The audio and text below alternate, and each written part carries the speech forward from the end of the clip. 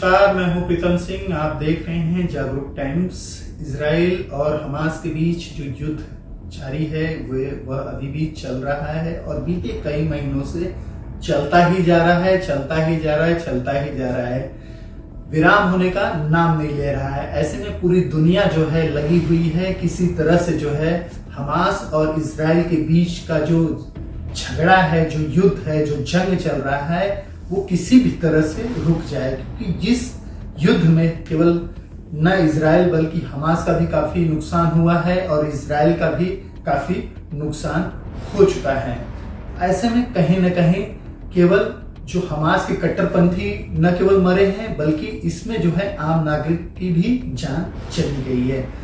तो ये देखते हुए कहीं न कहीं पूरी दुनिया यही चाहती है कि अब बस कि इजराइल इस युद्ध को यहीं पे विराम दे दे, लेकिन इजराइल ने भी कसम खाई हुई है जब तक हमास का वो खात्मा नहीं कर लेगा तब तक वह रुकने वाला नहीं है। उसने पूरी तरह से जो है हमास के पीछे पड़ चुका है और हमास के एक एक आदमी को जो है ढूंढ ढूंढ कर चुन चुन कर वह मार रहा है। तो ऐसे में हमास को मारने के चक्कर में कहीं ना कहीं इजराइल से ये भी नुकसान देखने को मिल रहा है कि उसमें आम आदमी की भी जो जान है वो चली जा रही है। इसी बीच एक ऐसी बड़ी खबर आई है, न केवल भारत बल्कि पूरी दुनिया और इजराइल और फिलिस्तीन समेत सभी को हिला के रख दिया है।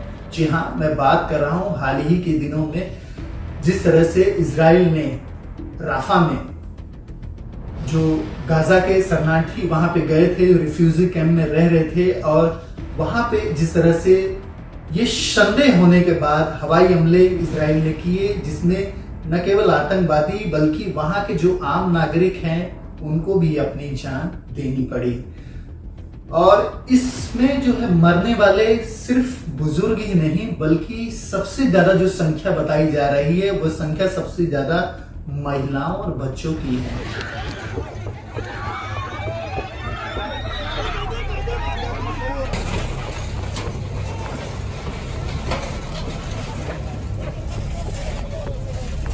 तो कहीं न कहीं ये एक नरसंहार के हिसाब से भी अब देखा जा रहा है। कहा जा रहा है वर्ल्ड वॉर 2 का अब तक का सबसे भीषण जो युद्ध है, अब तक का जो सबसे भीषण अटैक है ये है।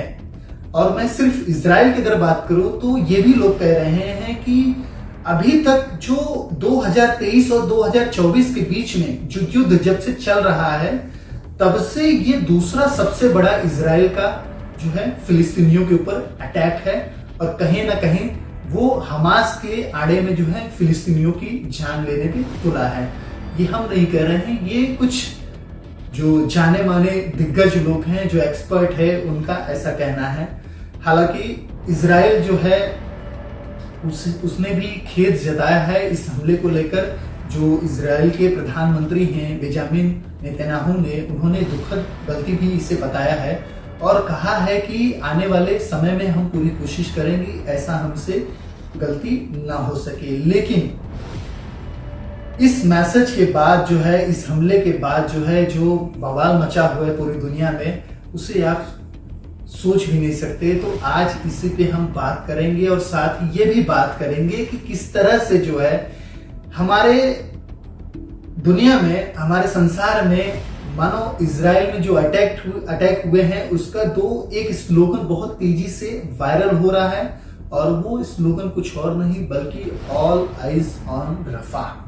जी हाँ, आपने भी बीते थे 2-3 दिनों से जिस तरीके से सोशल मीडिया पे ये स्लोगन देखा होगा, ये कैंपेन देखा होगा और जिस तरह से ये चल रहा है, न केवल भारत में बल्कि पूरी दुनिया में इसे लेकर सपोर्ट देखा जा रहा है। पूरी दुनिया ही इसे सपोर्ट कर रही है। एक आंकड़े के मुताबिक जो है ये बताया गया अब तक 34 मिलियन से ज्यादा लोगों ने सपोर्ट दिया है इस हमले के बाद से इस स्लोगन के जरिए। तो इस स्लोगन के जरिए एक और स्लोगन जो है काफी तेजी से वायरल हो रहा है। वो स्लोगन जो है ऑल आइज ऑन हिंदू इन पाकिस्तान। तो ये दो जो स्लोगन है वो तेजी से सोशल मीडिया पे ट्रेंड कर रहे हैं। लेकिन ये दो स्लोगन के बारे में मैं आपको जरूर बताऊंगा, लेकिन इससे पहले मैं आपको ये बता दूं कि जब इजराइल ने रफा पर अटैक किया, उसके बाद से जो OIC है यानी इस्लामिक जो मुस्लिम संगठन, दुनिया की जो सबसे बड़ी संगठन है, सारे मुस्लिम संगठन उसमें होते हैं, तो उसने इस हमले की कड़ी निंदा की है और कहीं ना कहीं उसने रिक्वेस्ट किया है कि UN से रिक्वेस्ट किया है कि वो जल्द से जल्द इस पर एक्शन ले और इसे जो है खत्म करने की कोशिश की जाए। जैसा मैंने पहले भी आपसे बात की, पूरी दुनिया ही चाहती है कि किसी भी तरह से जो है ये युद्ध रुक जाए ताकि आम लोगों की जिंदगी इसमें ना जाए, आम लोगों को अपनी जान जो है न गंवानी पड़े, और इसी वजह से ये कोशिश हो रही है। तो बीते हमले के बाद जो है,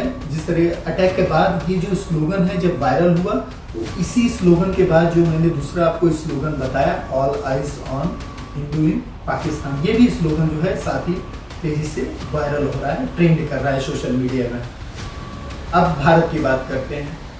भारत में जो है इस ऑल आइज ऑन रफा को लेकर जो है जब ये ट्रेंड हुआ, काफी जो बॉलीवुड के दिग्गज सितारे थे उन्होंने इसे सपोर्ट दिखाया है और अपने स्टेटस यानी सोशल मीडिया की स्टोरी के स्टेटस पे लगाया हुआ है सपोर्ट देने के लिए।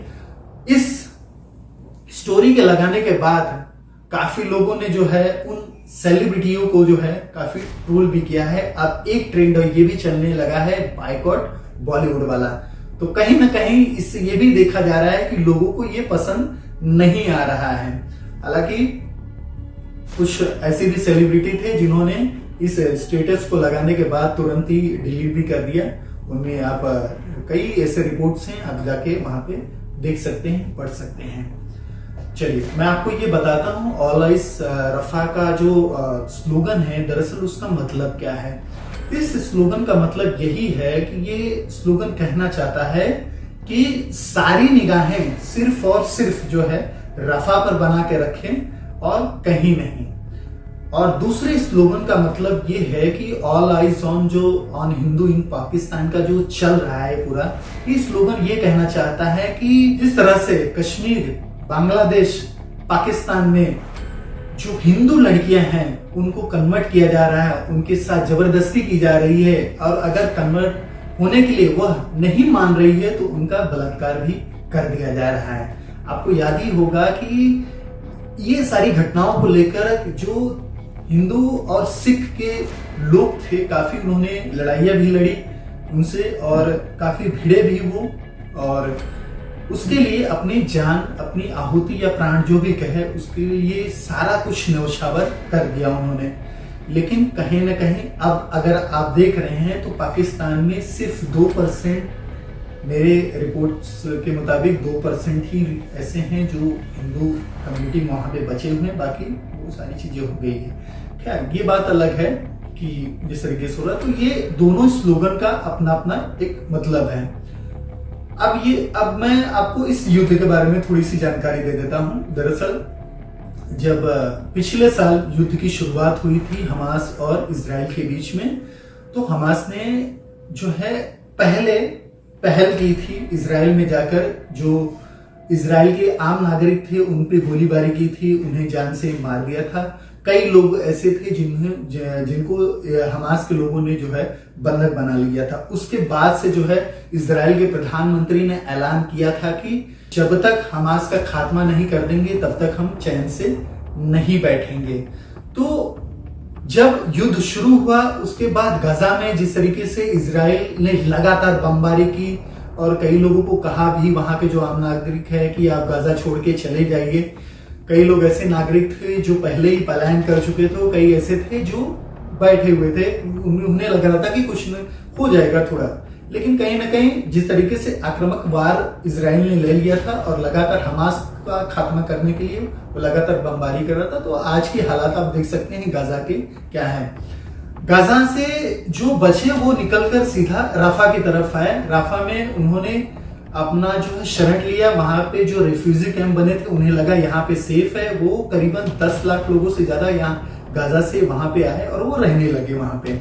लेकिन बीते दिनों हाल ही में जो घटनाएं हुई, जिस तरीके से इजराइल की सैन्य अटैक किया गया, उसमें कहीं ना कहीं सिर्फ हमास के आतंकवादी नहीं बल्कि उसमें कई आम ऐसे नागरिक थे जिनकी जान चली गई।